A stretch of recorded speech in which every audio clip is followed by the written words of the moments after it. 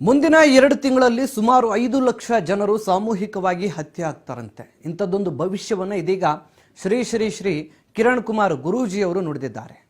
ಭವಿಷ್ಯವಾಣಿಯನ್ನ ನುಡಿದಿರುವಂತದ್ದು ಮುಂದಾಗುವಂತ ಅನಾಹುತದ ಬಗ್ಗೆ ಎಚ್ಚರಿಕೆಯ ಸಂದೇಶವನ್ನ ರವಾನೆ ಮಾಡಿದ್ದಾರೆ.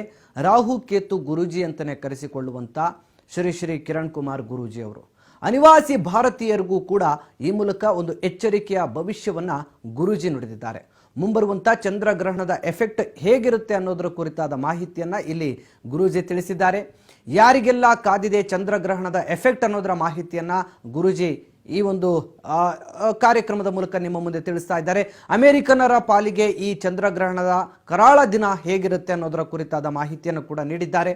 ಅಮೆರಿಕದಲ್ಲಿ ಪ್ರಾಕೃತಿಕ ವಿಕೋಪ ಮತ್ತು ರಾಜಕೀಯ ಬದಲಾವಣೆಗಳು ಹೇಗಾಗ್ತವೆ, ವಿದೇಶದ ಒಬ್ಬ ಮಹಾರಾಜ ನೇತಾರರು ಕೂಡ ಮುಂದೆ ಈ ಗಂಡಾಂತರಕ್ಕೆ ಸಿಲುಕುವಂತ ಒಂದು ಮುನ್ಸೂಚನೆಯನ್ನ ಕಿರಣ್ ಕುಮಾರ್ ಗುರೂಜಿ ಅವರು ಹೇಳಿರುವಂಥದ್ದು. ಹೀಗೆ ಅನೇಕ ಬಾರಿ ಶ್ರೀ ಕಿರಣ್ ಕುಮಾರ್ ಗುರೂಜಿ ಅವರು ಸಾಕಷ್ಟು ವಿಚಾರಗಳಲ್ಲಿ ಈ ಒಂದು ರಾಜ ನ್ಯೂಸ್ ಮೂಲಕವೇ ಭವಿಷ್ಯವನ್ನ ನುಡಿಯುವ ಮೂಲಕ ಅವುಗಳು ಕೂಡ ಅವರು ಹೇಳದಂತೆ ಆಗಿರೋದು ಕೂಡ ನಾವೀಗಾಗಲೇ ಗಮನಿಸಿದ್ದೀವಿ.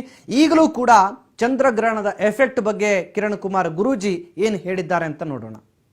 ಈ ಬರಲಿರುವ ದಿನಗಳಲ್ಲಿ ನಾವು ಗ್ರಹಗಳ ಯುತಿನೂ ಸರಿ ಇಲ್ಲ, ಪ್ಲಸ್ ಗ್ರಹಣಗಳು ಕೂಡ ಆಗ್ತದವೆ.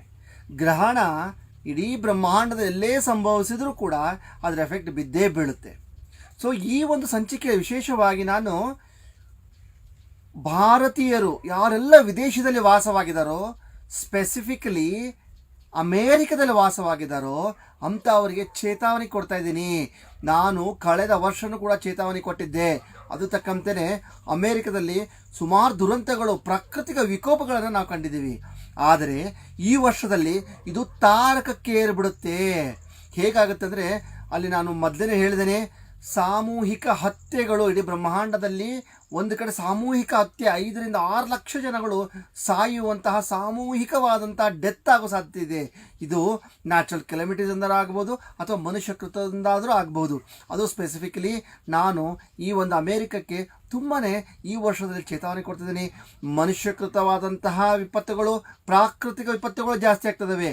ಅದಕ್ಕೆ ಅಲ್ಲಿ ಅನಿವಾಸಿ ಭಾರತೀಯರು ಯಾರಿದ್ದಾರೋ ಅವರು ಏನೇನು ತಾವು ಸಂಪಾದನೆ ಮಾಡಿದಾರೋ, ಈ ದುರಂತ ಆಗದ ನಂತರ ಅಲ್ಲಿ ಎಲ್ಲ ಲ್ಯಾಂಡ್ ರೇಟು, ಅವ್ರ ಪ್ರಾಪರ್ಟಿ ರೇಟು ಕಮ್ಮಿ ಆಗೋಕ್ಕಿಂತ ಮುಂಚೆನೇ ನೀವು ಮುಂಬರುವಂಥ ಆಪತ್ತನ್ನು ಕಂಡುಬಿಟ್ಟು ಅದಕ್ಕಿಂತ ಮುಂಚೆನೇ ಎಷ್ಟಾಗುತ್ತೋ ಅಷ್ಟು ಒಳ್ಳೆಯ ರೇಟಿಗೆ ನಿಮ್ಮ ಒಂದು ವ್ಯವಸ್ಥೆಗಳು, ಏನಾದರೂ ಒಂದು ಪ್ರಾಪರ್ಟಿ ಇದ್ದರೆ, ಏನಾದರೂ ಒಂದು ಮಾಡಿರುವಂಥ ಒಂದು ಉಪಕರಣಗಳು ಏನಾದರೂ ಇದ್ದರೆ ಅಂಥವನ್ನೆಲ್ಲ ಇವಾಗ ಒಳ್ಳೆಯ ರೇಟ್ ಬಂತು ಅಂತಂದರೆ ದಯವಿಟ್ಟು ಅದನ್ನು ಒಳ್ಳೆಯ ರೇಟಿಗೆ ಕೊಟ್ಬಿಡಿ.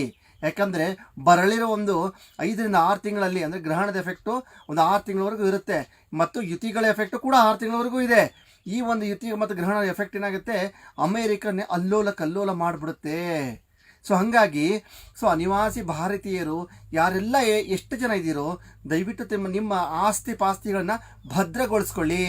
ಯಾರಾದರೂ ಮಾರಾಟಕ್ಕೆ ಏನಾದರೂ ಇಟ್ಟಿರೋ ವಸ್ತುಗಳು ತುಂಬ ದಿನ ಕಾಯಕ್ಕೆ ಹೋಗಬೇಡಿ. ಒಳ್ಳೆ ರೇಟ್ ಇವಾಗ ಬಂದಾಗಲೇ ಸೇಲ್ ಮಾಡಿಬಿಟ್ಟು ತಕ್ಷಣ ದುಡ್ಡನ್ನು ಎತ್ಕೊಂಡ್ಬಿಡಿ. ಯಾಕಂದರೆ ಮುಂಬರೋ ದಿನಗಳಲ್ಲಿ ತುಂಬಾ ವಿಪತ್ತನ್ನು ಕಾಣ್ತೀರಾ. ಆವಾಗೇನಾಗತ್ತೆ, ಪ್ರಾಪರ್ಟಿ ಬೆಲೆ ಎಲ್ಲ ಡೌನಾಗಿ ಹೋಗ್ಬಿಡುತ್ತೆ. ಹಾಗೆ ನೀವೆಲ್ಲರೂ ಕೂಡ ಬರಲಿರೋ ದಿನಗಳಿಗೆ ಒಂದು 6 ತಿಂಗಳವರೆಗೂ ಹೇಗಿದೆ ಅಂದರೆ, ಇಡೀ ಬ್ರಹ್ಮಾಂಡಕ್ಕೆ ಒಂದು ಚೇತಾವಣಿ, ಬ್ರಹ್ಮಾಂಡಕ್ಕೆ ಒಂದು ವಿಪತ್ತುಗಳೇ ಕಾದಿದೆ. ಯುದ್ಧ ಭೀತಿ, ಸಡನ್ನಾಗಿ ಪ್ಲೇನ್ ಕ್ಲಾಶ್ ಆಗೋದು, ಸಡನ್ನಾಗಿ ಬಾಂಬ್ ಸ್ಫೋಟಗಳಾಗೋದು, ಸಡನ್ನಾಗಿ ಯುದ್ಧ ಭೀತಿಗಳಾಗೋದು, ಇವೆಲ್ಲ ಮುಂಬರೋ ದಿನಗಳು ನಾವು ಹೇರಳವಾಗಿ ಕಂಡುಬಿಡ್ತೇವೆ.